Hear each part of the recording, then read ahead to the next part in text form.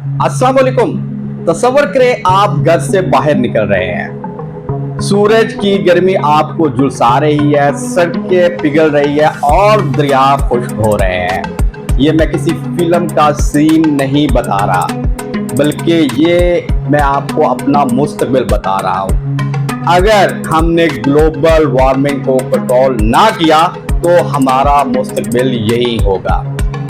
आज दोस्तों बात करेंगे हम ग्लोबल वार्मिंग के बारे में कि ये ग्लोबल वार्मिंग क्या चीज होती है, ये क्यों बढ़ रही है, इसके पीछे आखिर कौन सी वजूहात हैं और इस ग्लोबल वार्मिंग के बढ़ने से इंसानी जिंदगी पर क्या असरात होंगे। दोस्तों आपको वीडियो अच्छी लगे तो वीडियो को लाइक और शेयर कर दें और चैनल को सब्सक्राइब कर दें। तो चलते हैं इस रात से पर्दा उठाने के लिए। दोस्तों ग्लोबल वार्मिंग का मतलब है जमीन के दर्जा हरारत का बढ़ना।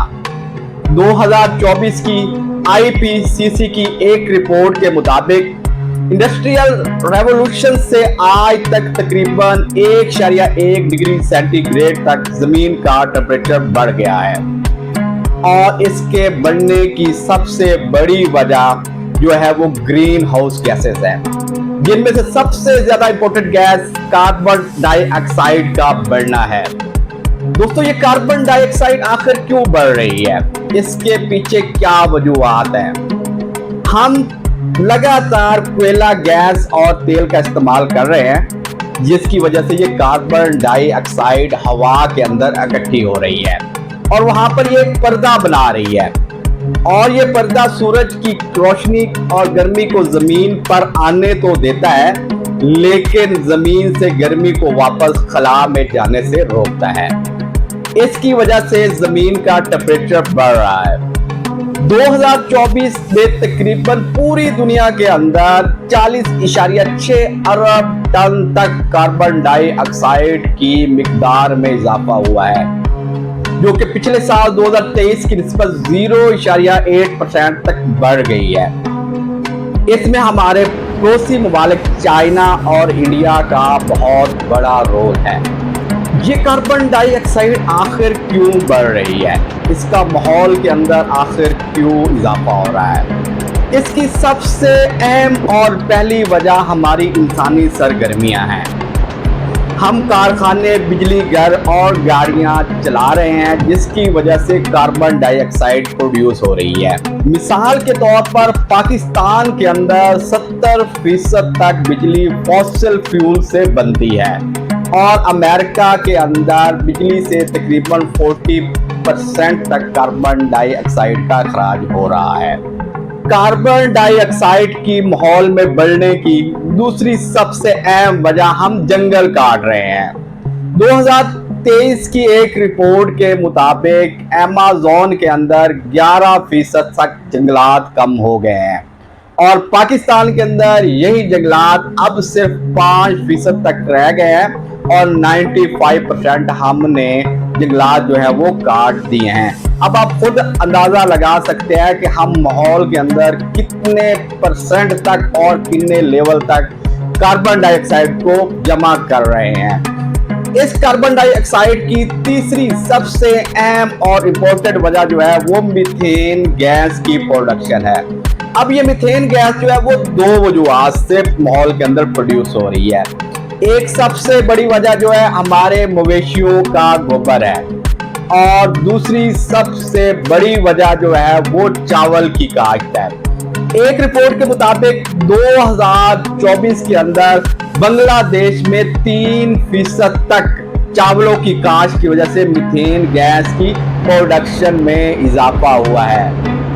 यूएनईपी की 2024 की एमिशन गैप रिपोर्ट कहती है कि अगर इसी तरह कार्बन डाइऑक्साइड की मिकदार माहौल के अंदर बढ़ती रही तो हमारी ज़मीन का टेम्परेचर 2.1 डिग्री सेंटीग्रेड से लेकर 3.6 डिग्री सेंटीग्रेड तक बढ़ जाएगा, जो हमारे लिए बहुत बड़े खतरे की अलामत है।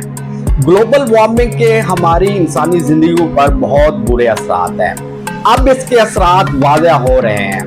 इसका सबसे पहला असर जो है वो 2022 में हुआ, जब 2022 के अंदर सैलाब ने तबाहकारी मचाई इस सैलाब की वजह से तकरीबन 30 मिलियन लोग जो है वो इस सैलाब की जद की वजह से मुतासर हुए।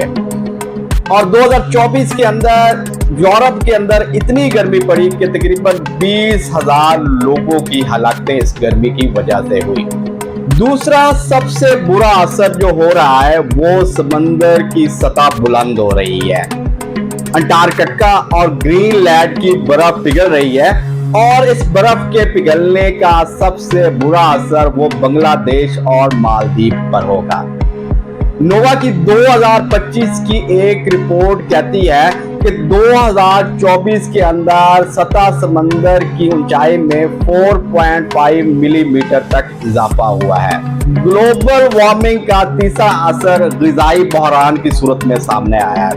अफ्रीका के अंदर 2023 के अंदर मकई की प्रोडक्शन के अंदर 15% तक कमी आई है। इस तरह पाकिस्तान के अंदर भी 10% तक गंदक की प्रोडक्शन में कमी आई है। ग्लोबल वार्मिंग का एक और असर सामने आया है जो कि हयातियाती और जानवरों के जिंदा रहने की कमी में आया है। जैसा कि 2024 के अंदर ऑस्ट्रेलिया के अंदर तकरीबन 24% तक कोरल रीफ की प्रोडक्शन में कमी आई है। और इसी तरह पाकिस्तान के हिमालयन बेयर भी इंतहाई ज्यादा खतरे में हैं। जर्मन वाच की 2025 की क्लाइमेट रिस्क इंडेक्स रिपोर्ट कहती है कि इस ग्लोबल वार्मिंग की वजह से पाकिस्तान, फिलिपाइन और भारत ये 3 ममालिक इंतहाई ज्यादा खतरे में हैं।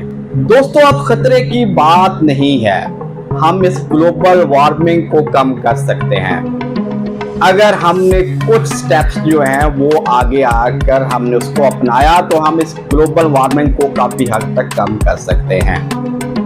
अगर हम ज्यादा से ज्यादा दरख्त लगाएं और जंगलों को ना काटें तो हम कार्बन डाइऑक्साइड की प्रोडक्शन को ज्यादा से ज्यादा कम कर सकते हैं। इसके अलावा अगर हम बिजली की प्रोडक्शन को तेल और कोयला से हासिल करने की बजाय शमसी तवानाई पर शिफ्ट कर दें।